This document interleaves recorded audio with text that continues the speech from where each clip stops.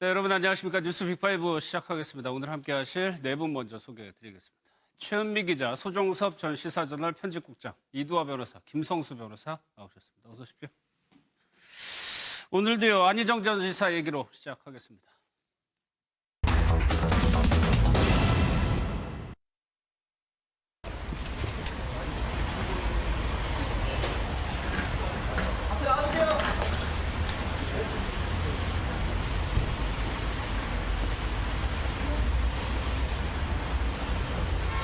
기사 쓰지 말라고 압력 넣으신 적 있나요? 오늘 이렇게 측근분들 오시는데 신경 쓰시죠.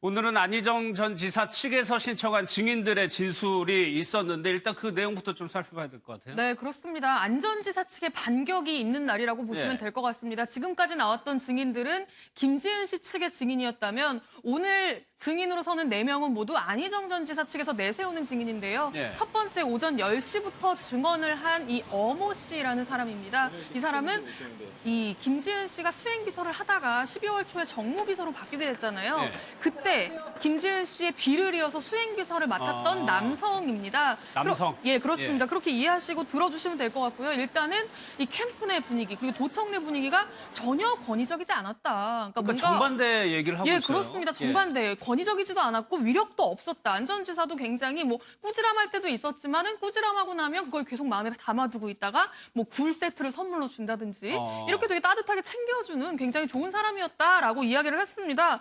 그러면서 굉장히 결정적인 이야기를 했는데요. 뭐라고 이야기를 했냐면 자기가 봤을 때 김지은 씨와 안 전 지사의 관계가 굉장히 친밀해 보였다는 겁니다. 그러면서 수행 비서가 봤을 때 굉장히 친밀해 보였다. 네, 그렇습니다. 그러면서 뭘 얘기했냐면 충남 홍성의 한 고깃집에서 이제 전체 회식을 하던 때였다고 합니다. 고깃집에서 회식을 하고 있는데 안 전 지사가 김지은 씨에 대해서 뭐라고 이제 놀렸대요. 우스갯소리를 하면서 놀리니까 김지은 씨가 굉장히 큰 목소리로 평소에 이제 차분하게 조곤조곤 말을 하는데 큰 목소리로 아 지사님 그거 아니에요 라면서 굉장히 큰 소리로 격이 없이 말했다는 거죠. 근데 그런 모습이 평소에 이제 김지은 씨 모습과도 좀 거리가 있고 다른 직원들이 안 전 지사한테 하는 것과도 또 조금 거리가 있는 굉장히 격이 없이 하는 것처럼 보였기 때문에 다른 사람들 그 자리에 있었던 다른 사람들의 눈이 휘둥그레질 정도로 다들 저 두 사람이 굉장히 친하구나라고 이제 느꼈다는 거죠.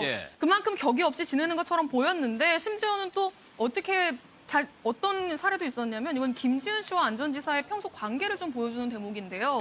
김 씨가 언젠가 김 씨의 생일이었던 것 같습니다. 김지은 씨의. 근데 자기의 생일을 아무도 챙겨주지 않는다면서 공보 비서실에서 막 울었다는 거예요. 펑펑 울었다는 거예요.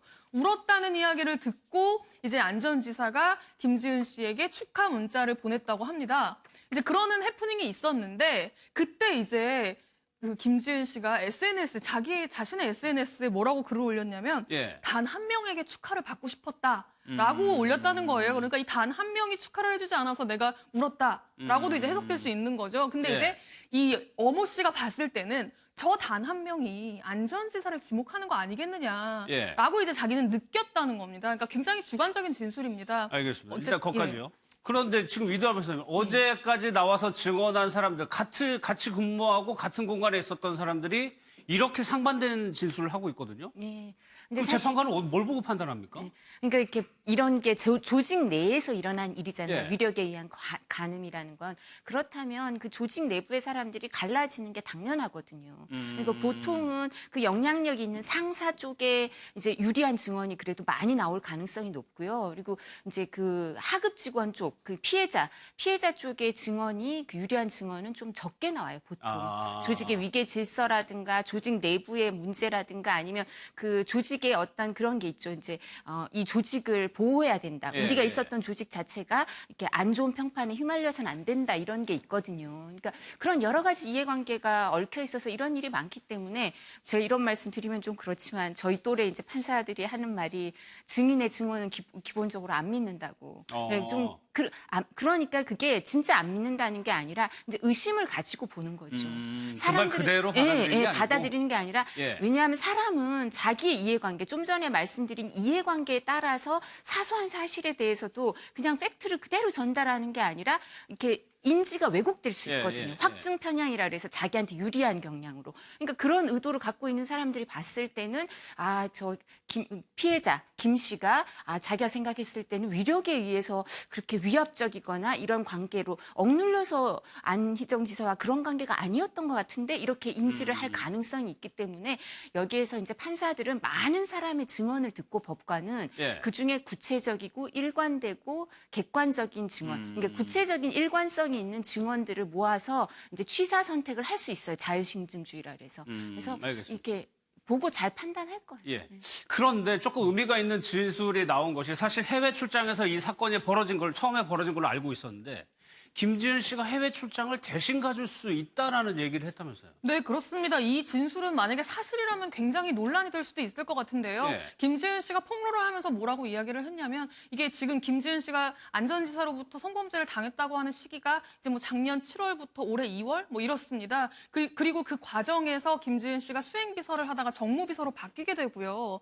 그리고 작년 11월 같은 경우에는 그러니까 12월에 바뀌었는데 그 직전 같은 경우에는 이전 증인들이 굉장히 김지은 씨가 심적으로 힘들어 보였다. 예. 해외 출장을 그랬죠. 갔을 때 특히 힘들어 보였다라고 이야기를 했던 거거든요. 그리고 김지은 씨는 그때 해외 출장 과정에서 성범죄가 있었다고 지금 주장을 하고 있는 상황이고 그런데 이 어모 씨가 후임 수행비서잖아요. 예. 근데 후임 수행비서가 김지은 씨랑 이야기를 하면서 나 해외 출장 가기 싫다. 따라가기 싫다라는 이야기를 했다는 겁니다. 그랬더니 김지은 씨의 반응이 사실 김지은 씨 입장에서는 지금 해외 출장이라고 하면 사실 좀 치가 떨리는 그래야죠. 상황일 수 예. 있잖아요. 성범죄를 당했던 곳이기 때문에.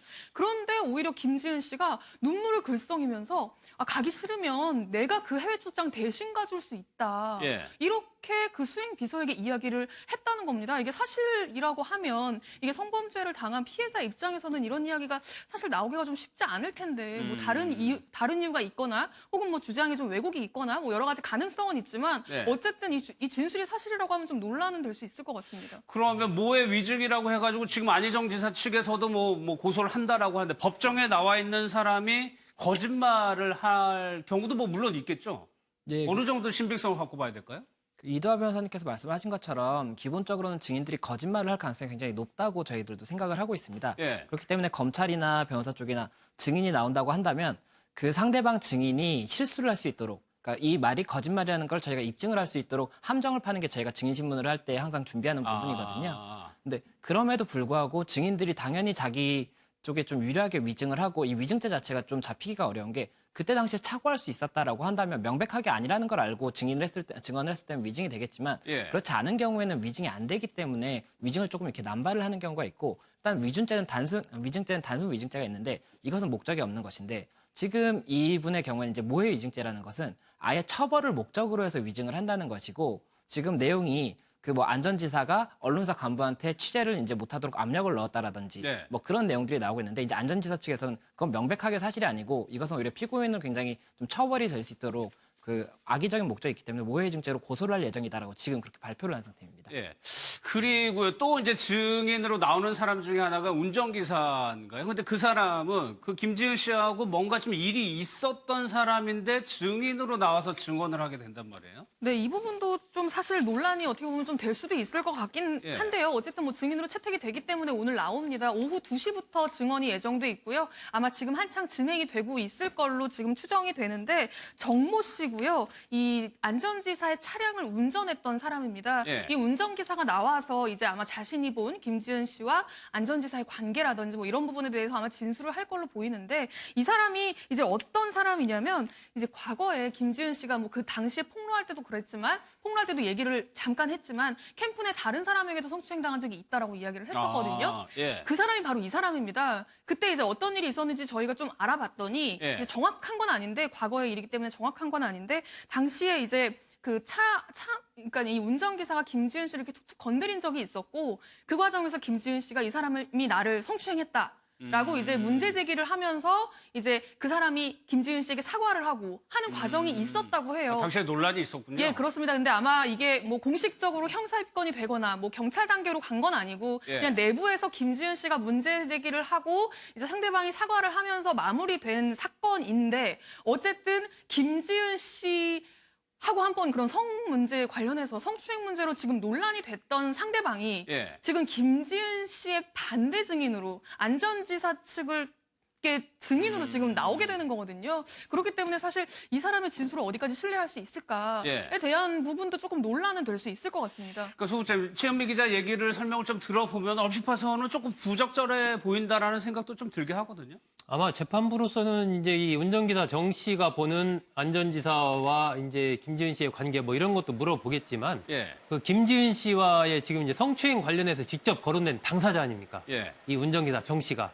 그렇기 때문에 그 부분과 관련된 부분을 좀 여러 가지 물어볼 걸로 보이고 오늘 나오는 이제 4명의 증인 중에 그 미디어 센터장 지낸 장 씨 그리고 비서실장 또 신 씨가 있거든요. 예.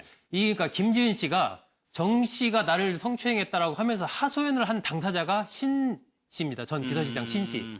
그렇기 때문에 아마 그런 부분 관련해서도 재판부에서는 이 비서실장 신 씨에게 그 당시 김지은 씨가 당신한테 어떤 식으로 얘기를 했느냐 예. 이런 부분에 대해서 쭉 물어볼 거고 이 전 미디어 센터장 장 씨 같은 경우는 처음에 이 김지은 씨를 발탁해서 캠프에 데리고 온 이게 도청에 데리고 온 사람이거든요. 예. 그러니까 그런 과정들이 어떻게 됐는지 뭐 등등등 그런 부분에 대해서 아마 이제 재판부가 쭉 물어보고 하겠죠. 그러니까 오늘 부분은 전체적으로 이 안전지사와 김지은 씨의 관계 이런 부분에 대해서도 쭉 한번 뭐 재판부가 물어보겠지만 예. 그동안에 제기됐던 강론 부분에 대해서 정확하게 말이 서로 맞는지 어긋나는지 이런 부분들을 재판부가 좀 하나하나 확인하는 그런 과정이 될 것으로 보이고요. 지난번에 나왔던 그 김지은 씨 측 증인들의 얘기와 오늘 나온 안전지사 측 증인들의 얘기가 180도 다르기 때문에 아마 재판부로서는 그런 강론들을 확인해가는 작업들을 통해서 누가 이제 조금 더 진실에 가까운 얘기를 하는지를 예. 가리는 작업을 앞으로 해나갈 것으로 보입니다. 이번 주까지도 이제 재판이 계속 진행이 됩니다. 내용을 계속적으로 한번 좀 살펴보도록 하겠습니다.